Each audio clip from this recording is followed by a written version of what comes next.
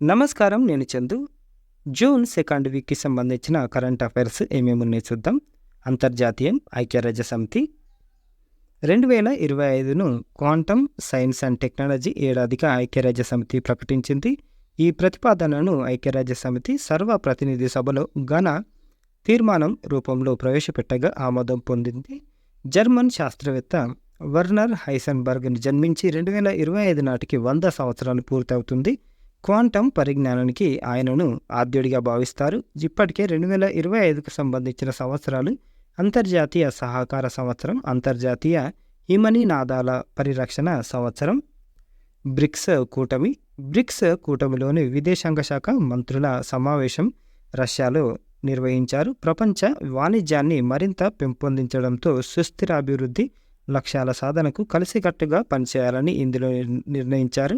Bricks కూటమి విస్తరించిన తర్వాత జరిగిన తొలి విదేశాంగ మంత్రుల సమావేశం ఇది. బ్రిక్స్లో తాజాగా చేరిన దేశాలు Iran, UAE, Saudi Arabia, Egypt, Ethiopia. అలాగే ఈ సమావేశంలో పారోస్ ప్రకటనపై కూడా చర్చించారు.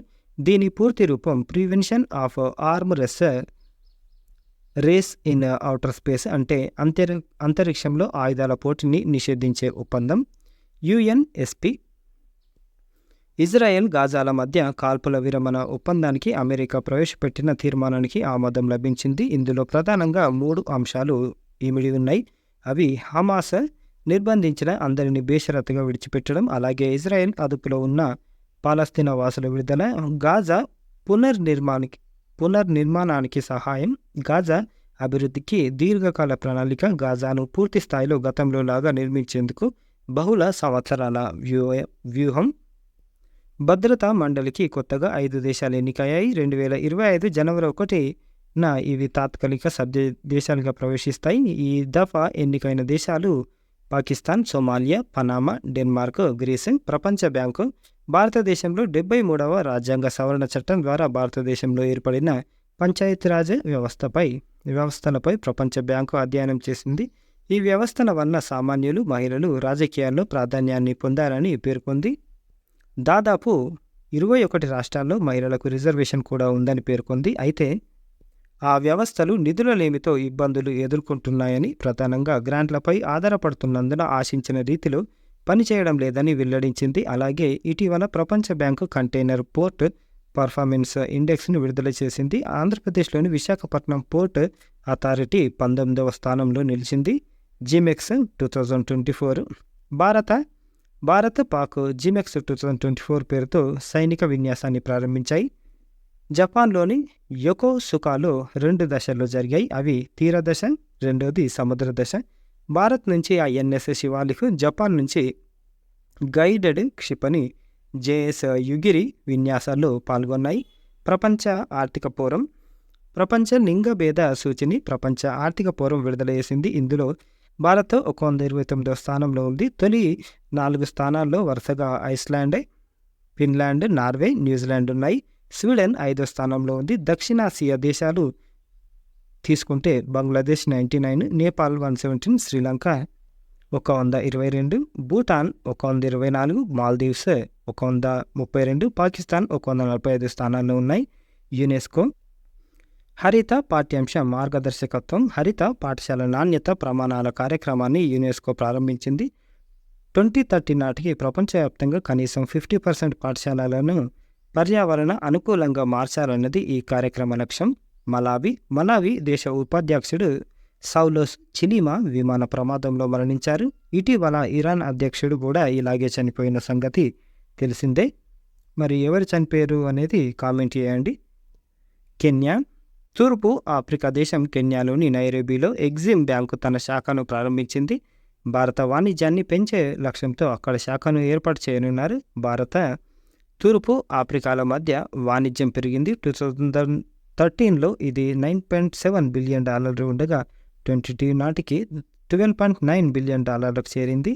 యూకే 16వ శతాబ్దం నాటి తిరుమంగై ఆళ్వార్ విగ్రహాన్ని తిరిగి భారత్కు ఇవ్వాలని యూకేలోని ఆక్స్ఫర్డ్ యూనివర్సిటీ నిర్ణయించింది. తమిళనాడు రాష్ట్రానికి చెందిన ఈ విగ్రహాన్ని 1967లో ఆక్స్ఫర్డ్కి చెందిన అష్మో లియాన్ మ్యూజియం ఒక వేలంలో దక్కించుకుంది. ఇది అక్కడికి అక్రమంగా రవాణా అయినట్లు వార్తలు వచ్చాయి. ఇక జాతీయం రాజాజీ రాఘాటి బయోస్పియర్ భారతదేశంలో తొలి ప్రైవేట్ బయోస్పియర్ ఉత్తరాఖండ్లో రానుంది. దీని పేరు రాజాజీ రాఘాటి బయోస్పియర్. ప్రముఖ పర్యావరణవేత్తలు విజయ్ ధర్మాన, జైదర్ గుప్తా దీన్ని ఏర్పాటు చేశారు. యూజీసీ ఉన్నత విద్యలో ఏడాదికి 2 సార్లు ప్రవేశాలు కల్పించాలని యూజీసీ నిర్ణయించింది. జనవరి, ఫిబ్రవరిలో ఒకసారి, జూలై, ఆగస్టులో మరోసారి ప్రవేశాలు కల్పించనున్నారు. ఈ నిర్ణయంతో ఉన్నత విద్య చదువుకునే వారి సంఖ్య భారీగా పెరగనుంది. కార్గిల్ యుద్ధం భారత్, పాకిస్తాన్ మధ్య కార్గిల్ యుద్ధం 1999 మే 3 నుంచి జూలై 26 వరకు కొనసాగింది. ఈ యుద్ధంలో భారత్ విజయం సాధించింది. ఈ సంఘటన జరిగి 25 సంవత్సరాలు పూర్తి కావస్తున్న నేపథ్యంలో కార్గిల్ విజయోత్సవాన్ని మోటార్ సైకిల్ యాత్ర ద్వారా తెలియజేయనున్నారు. దేశవ్యాప్తంగా ఈ యాత్రను సైన్యం చేపట్టింది. Sankalan app NCRB Sankalan app criminal laws అనే యాప్ను నేషనల్ క్రైమ్ రికార్డ్ బ్యూరో అందుబాటులోకి తెచ్చింది. కొత్తగా వచ్చిన అన్ని క్రిమినల్ చట్టాలను ఈ యాప్లో క్రోడీకరించారు. 2024 జూలై 1 నుంచి ఈ చట్టాలు అమల్లోకి రానున్నాయి. సమాచార హక్కు చట్టం ఎంపీ ల్యాడ్స్ విషయంలో వ్యాఖ్యానించే హక్కు సమాచార హక్కు కమిషనర్లకు ఉండదని ఢిల్లీ హైకోర్టు తీర్పు చెప్పింది. అలాగే సహకార వ్యవస్థలు సమాచార హక్కు చట్టం పరిధిలోకి రావని మద్రాస్ హైకోర్టు తీర్పు చెప్పింది. కొత్త ముఖ్యమంత్రులు అరుణాచల్ ప్రదేశ్ ముఖ్యమంత్రిగా పెమా ఖండు, ఆంధ్రప్రదేశ్ ముఖ్యమంత్రిగా నారా చంద్రబాబు నాయుడు, ఒడిశా ముఖ్యమంత్రిగా మోహన్ చరణ్ మాఝీ, సిక్కిం ముఖ్యమంత్రిగా ప్రేమ్ సింగ్ తమాంగ్ నియమితులయ్యారు. అరుణాచల్ ప్రదేశ్, ఒడిశాలో భారతీయ జనతా పార్టీ, ఆంధ్రప్రదేశ్లో ఎన్డీఏ కూటమి, సిక్కిం రాష్ట్రంలో సిక్కిం క్రాంతికారి మోర్చా విజయం సాధించాయి. ఈథేన్ క్రాకర్ భారతదేశంలోనే అతిపెద్ద ఈథేన్ క్రాకర్ ప్రాజెక్టును ప్రారంభించాలని gas authority of India limited GAIL ప్రణాళిక రచించింది. సంవత్సరానికి కిలో టన్నుల సామర్థ్యం దీనికి ఉండనుంది. మధ్యప్రదేశ్లోని సెహోర్ జిల్లాలో అస్తా వద్ద ఇది ఏర్పాటు కానుంది. 60,000 కోట్లతో పెట్టుబడితో దీన్ని నిర్మించనున్నారు. దీని నిర్మాణానికి మధ్యప్రదేశ్ ప్రభుత్వం 800 హెక్టార్ల భూమిని కేటాయించనుంది. జమ్మూ కాశ్మీర్ పాఠశాలల్లో జాతీయ గీతాన్ని పాడడం తప్పనిసరి చేస్తూ జమ్మూ కాశ్మీర్ విద్యా మంత్రిత్వ శాఖ నిర్ణయం తీసుకుంది. నిజుత్ మొయినా పేరుతో ఒక కొత్త పథకాన్ని అసోం రాష్ట్రంలో ప్రారంభించారు. బాల్య వివాహాలను తగ్గించడంతో పాటు బాలికలు, మహిళల అక్షరాస్యతను పెంచేందుకు ఉద్దేశించింది. ఇది 10వ తరగతి ఉత్తీర్ణత సాధించిన బాలికలు 11, 12 తరగతిలో చేరిన బాలికలకు ప్రతి నెల 1000 ఇస్తారు. ఏటా 10 నెలలు. ప్రతి నెల 11న వారి బ్యాంకు ఖాతాలోకి నగదు బదిలీ అవుతుంది. డిగ్రీలో చేరిన విద్యార్థినులకు ప్రతి నెల 1250 చెల్లిస్తారు. అలాగే పీజీ చదువుతున్న విద్యార్థినులకు ప్రతి నెల 2500 అందుతుంది. పీఎం కిసాన్ సమ్మాన్ నిధి 17వ వాయిదాను చెల్లించే వీలు కల్పిస్తూ ప్రధానమంత్రి సంతకం చేశారు. 3వసారి ప్రధానిగా బాధ్యతలు చేపట్టిన అనంతరం నరేంద్ర మోదీ తొలి సంతకం దీనిపైనే చేశారు. ఏటా రైతులకు 6,000 పెట్టుబడి సహాయంగా కేంద్రం ప్రధానమంత్రి కిసాన్ సమ్మాన్ నిధి పేరుతో ఇస్తుంది. ఈ తరహా పథకం తొలిసారిగా తెలంగాణలో గతంలో అధికారంలో ఉన్న కేసీఆర్ ప్రభుత్వం ప్రవేశపెట్టింది. రైతు బంధు పేరుతో దీన్ని విజయవంతంగా అమలు చేశారు. ఇక క్రీడలు హాకీ 2025 హాకీ జూనియర్ ప్రపంచ కప్ను భారత్లో నిర్వహించాలని ఇంటర్నేషనల్ హాకీ ఫెడరేషన్ నిర్ణయించింది. వచ్చే ఏడాది డిసెంబర్లో జరగనున్న ఈ పోటీలో 24 జట్లు పాల్గొంటాయి.